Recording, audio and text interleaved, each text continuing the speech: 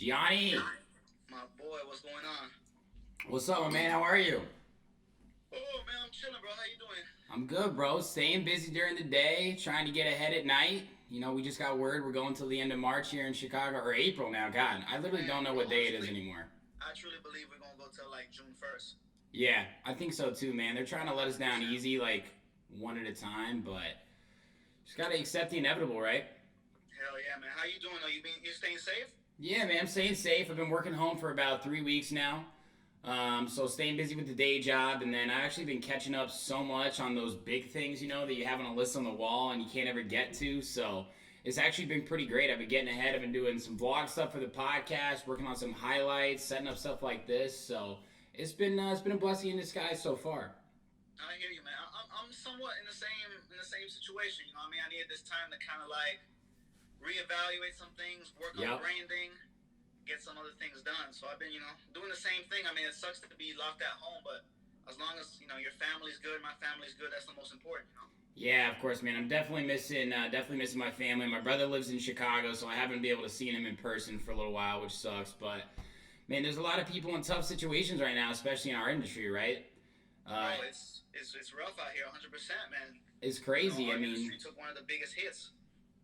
it's a different world we're gonna go into. I wanted to ask you actually, man. Like, I read this Billboard article about the future of music and what they think is gonna happen. It's a little too early, I think, to really start, like being able to confidently say what might happen.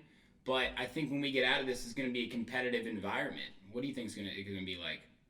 As far as like, what are you talking about specifically? Like us being DJs and entertainers, or music in general? Yeah, let's just start with DJs in general. Getting gigs and trying to blow up. Well, I think for sure that I think some clubs and venues are gonna close. That's Yeah. just inevitable. Yep. It's unfortunate, but that's just gonna be it. Especially if some of these people have to ride this out 2, 3 months and they didn't have no backup or savings, or. Yeah. So I definitely think maybe the gigs will be at first more limited. Hmm. And I think also at first too, people are just not gonna be like, all right, let's say June 1st is the day. I don't think people are gonna just be like, on June 2nd, the whole world's gonna go out. You know what I mean? I think it's gonna Yeah. be kind of like you have to trust it a little bit and move slow, because you know what I mean. Otherwise, it's gonna backfire, and this will be the whole year. Yeah, I mean, you said it best in the beginning. I think people are going to look at going out a lot differently, right? Like, it's not going to be like, okay, all restaurants, all bars, our clubs are open. That doesn't mean people are going to go out and party, right? People are going to be a little more hesitant. I mean, that's why I said competitive, because those little venues that really cater to the middle market guys, the smaller guys who make a living on this sort of stuff, how long can those places last? How long can DJs like that last? So it's going to be interesting, man. I mean, and definitely. I mean, in our field for sure, but in almost every other field too. You know what I mean?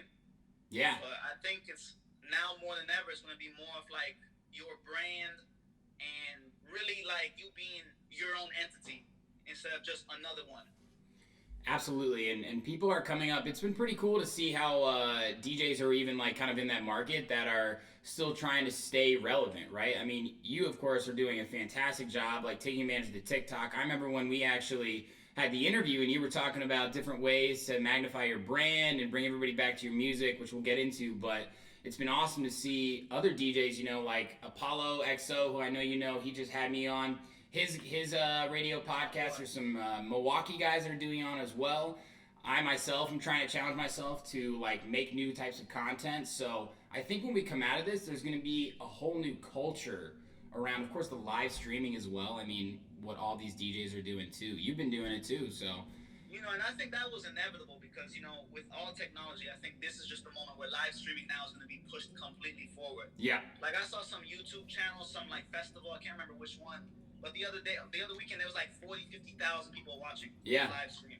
So I'm like, this is going to be serious, and it's just a whole nother revenue stream. It's a whole nother market, even doing it at home. I know. And within that whole realm too, there's YouTube, there's Twitch, there's what we're doing right now, Instagram, Facebook, right? Like everybody's always been talking about live, and up until now, has it really been like, I would just say, a medium for people to actually interact with? Yeah, man. It's going to be, honestly, like, no matter what, the actual music will always be there. The music business will always be there. Yeah. As far as live and performance, that is, I think, where a lot's going to change. And I think immediately, too, I I personally don't think no festivals are going to go on until August, September. Yeah. At the earliest, because you imagine 50, 60, 80,000 people coming together. That's the most dangerous shit ever. Yeah. You know what I mean? It's not like they're going to just be like, all right, on June 1st, you're good to go, and on June 15th, there's going to be a massive festival. I mean, you put everybody at risk at that point, you know what I mean? It's not that simple, and it's uncharted territories, right? That's why we're in shelter in place right now, because we don't know what this virus can do, how it's going to affect the entire world. I mean, we've been hearing from doctors and super people high up in the medical field. They don't even know how to treat this. They don't even know what direction it's going to go. Yeah. So let alone now people, trying to bring thousands of people to a venue where you're this close to each other, bumping shoulder to shoulder, coughing, sneezing, spilling drinks. I mean, that's going to be a whole nother monster to face, Yeah, absolutely. And that's why I said it's going to be this gradual incline, and the places that are small are going to need to get people there so they can stay in business. And the places that are bigger, if they, have the capital to stay in business, like Live Nation, if you even go that big, or FSX, or whatever it might be, they're probably going to count their ducks before they start trying to put on more festivals, because if you put all those things together and you don't have the ticket sales, what are you going to do? You're speaking facts, man. And you looked at how Coachella took it. They made a decision so early, they pushed it all the way to October. Yeah. Way out there. Game. They're and that was a smart thing to do, honestly. Yeah. Because, you gotta let you don't want to be the guinea pig when this thing comes back, right? Yep. You don't want to be the first festival. All right, I'm bringing 40,000 people, and then an outbreak occurs with you. You know what I mean? Exactly. I mean, it was like one after another. It's the same thing with festivals, the same thing with states that are saying, stay on lockdown. So it's going to be interesting to see how it plays out, man. But we're in this now, and I'm just going to keep being as productive as I can, and I hope everybody else is, right? I mean, without a doubt. And this is just, you have to use every situation as a blessing and a curse. I feel like this situation also, this is the only time anything in our lifetime has happened like this. Yeah. Almost similar to our parents' lifetime, where the whole world is kind of being put on hold. Yeah. There's never been a situation where everybody's stuck at home. I mean, I've been seeing so many other articles where the skies are clearing up, yeah, pollution is going down. Yeah. This is what the world needed, and maybe in a weird left mindset. Yeah. But this is the first time I think when people never thought, okay, what are we gonna do 10, 20, 30 years from now? Mm-hmm. This is kind of like a breath of really look at your life. What do you want to do? You know what I mean? Because we're so used to living okay, we're doing this today, we're doing this tomorrow. You know? Absolutely, man. I couldn't have said that better myself. It's giving everybody that chance to step back and just really look at what's important in life. And it's the simple things. So when we come out of it, I think the world's going to be a different place, and it's going to be, for better or for worse, people are going to look at everything a lot differently. And I think the world needed a breath of fresh air too, like you said, man. The world, people in general, I mean, of course, financially, we're all hurting. It doesn't matter what industry you're in. Yep. Financially, we're all hurting.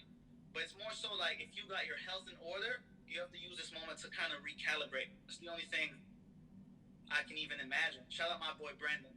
But, that's really it's so unfortunate, because each individual, everyone, especially in our business, had plans for the next 3-4 months lined up. Yeah. People had guarantees of thousands of dollars lined up already, and all that is it's how quick you can always adjust to new times. I mean, there's so many things that play a part into this, but to close this subject off, I think we have to work on our health. Yeah. We have to care about our family, health. Those are the two most important things, and then really just spending time with ourselves. I think that's also something people don't do enough. You know what I mean? You have to get to know what you want to do, how you feel, what makes you happy, what makes you sad. And this is just a time, this will be written in history books, you know what I mean? Yeah. The time that this right now. virus took the whole world by storm. It's just, Yeah, absolutely, man. Who you portray yourself when you're by yourself to other people is who you really are. So I'm right there with you, bro. But I want to ask you, man, you just released a great track, though. Baby Just Dance. Hell yeah, bro. I love it, man. I texted you right away when I heard it. I mean, it's definitely on the wavelength of a Gianni Blue track, but I love the vocals. I love the bass line. Very bouncy. Are those your vocals, or where'd you get those? No, those are my boy D. Lyles. D. Lyles. Shout out D. Lyles. He's the one who sings on my song, Right Amount of Wrong, and Feeling It. It's a great track, man. How long have you had that one finished for? Probably since December. You know what I'm saying? Yeah, of course. And right when we had that first interview together, I was telling you, kind of going into the new year, I was going to kind of put my kind of pop side kind of on hold. Yeah. And kind of go more club, live play records. Yeah. So this was the first one of the batch that I wanted to drop. I mean, either way, whatever's going on in the world, it's a great track. I love it, man. Like, it's fun. The music production aspect of it is like so clean. It feels like there's not a lot going on, but also I'm hearing a lot of different levels of it. So kudos to you, man. And you just also it's great, man. Like legitimately, I love that shit. I buy it on Beatport too. I'm supporting you. Don't send that shit to me for free. I know how it goes. I buy that shit in MP3, Wave, and AIFF. I want to get that shit up for you. Even DVD if they had. Yeah, let me get the DVD version. The 4K file. Yeah, I'll take the 4K file. Thanks, Gianni. That'll work well in the club. Yeah, that shit might sound crazy. You never know. Let's bring back CDs then, huh? Man, I've been seeing I've been seeing crazy ads online. It's just people selling everything. People selling everything, man. But also your other track, Somebody Like You, hit 1 million streams. That's your 7th track to hit 1 million. I appreciate it, bro. Yeah, 7th, man. That's not light work, bro. That's incredible. Congratulations to you. Thank you, bro. It's just, whew. I remember the first one was Thinking About You, and that took like a lifetime. When I saw that first one, it was like, you hit the lottery. Yeah. Was Thinking About You that one that blew up like 7 or 8 months later? No, that was Feeling It. Yeah, Feeling It. Feeling It. They hit 1 million like within a couple of weeks of each other. It's crazy. And now it's just been an uphill, gradual mountain that you're climbing, man. But I feel like something's happening for you. Like the top is within sight with this new TikTok, man. Like you literally have gone viral. You're redefining viral, I would feel like. Bro, it's been a hell of a month to say the least, for sure, man. I appreciate that. But I'll tell you, I started using the app end of February. Yeah. And I started seeing right away how the biggest influencers in the world, biggest actors, biggest artists were already on the app. Yeah. Like they already saw the wave. So I felt like every social media platform I was always chasing behind a little bit. Yeah. You know what I mean? So when I saw what was going on with TikTok and I saw how it was making songs that, I'll give you an example. That Wiz Khalifa song, There's a Challenge. Yeah. Where people go like this with the family. Yep.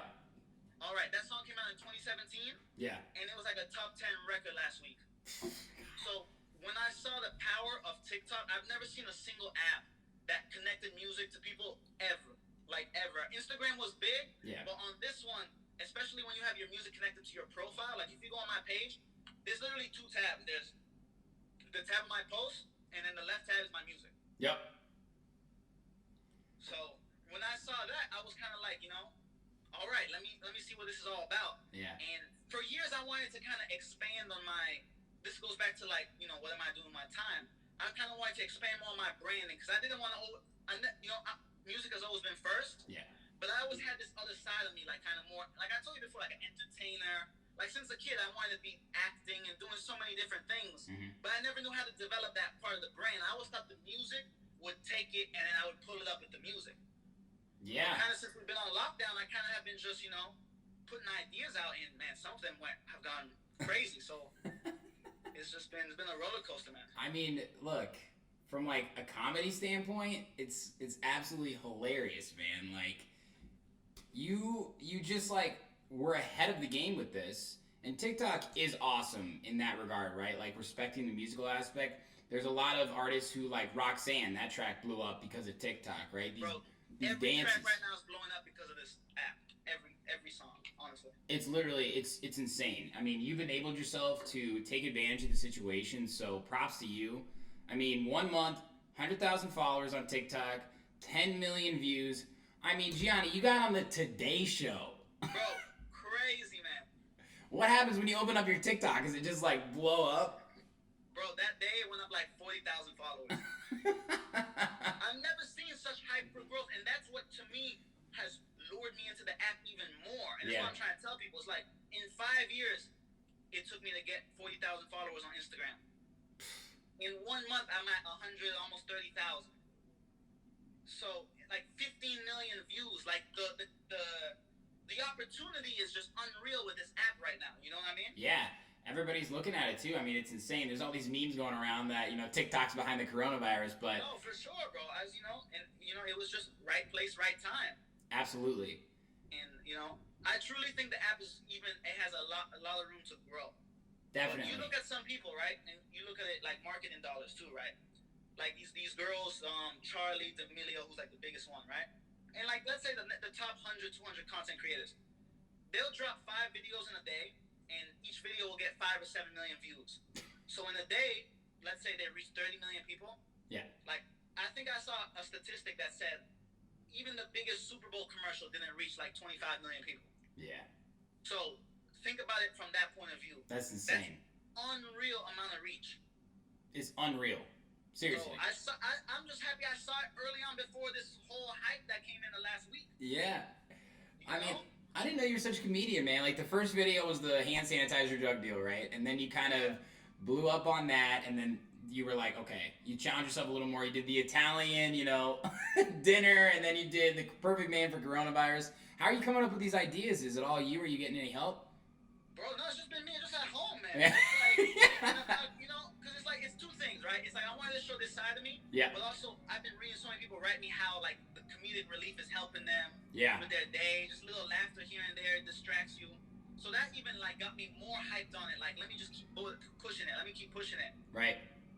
And then I did the DJ one, and I'm so happy that the DJ one is the one that got me on TV. Yeah. That one was so funny, and I feel like we see more of those videos, like, especially as DJs, right? How many people send you a video of the guy in the mountains who was, blowing the smoke and all the time, like, with the fake, water bottles and stuff? You did actually a great job, so thank you for representing the DJ culture in the best possible way. I had to show them that you have to, beat match with the ear and everything. Dude, it was so funny. You, put the headphone down, too. It was, right before the drop. It was almost like you used a little bit of... my kitchen on fire for the TikTok. You see? It was... almost lit the kitchen on fire. I saw the cord almost got caught. Chrissy Tiegen loved it, though, huh? Bro, she posted it, too. Chrissy Tiegen, she's one of the most famous people in the fucking world. Bro, I'm telling you, bro, I've been seeing, and that's just a blessing, and I'm thankful for that. Yeah. But I've never seen anything that you can just reach people that speed, that fast. Yeah. There's nothing, you know what I mean? And I saw someone say this, and it's 100% true. On Instagram, Facebook, whatever you used before, you could never have 0 followers, post a video, and get 1 million views. Mm-mm. That was just impossible. Yeah, it's not part of the algorithm, yeah. It's not part of the algorithm. With TikTok, the way the algorithm is created, if the first 100 people like it and share it enough, then the next 1,000 people like it and share it enough, it just spreads. It's just like, it's an equation, basically. Yeah. You fucking wrote the equation in TikTok right now.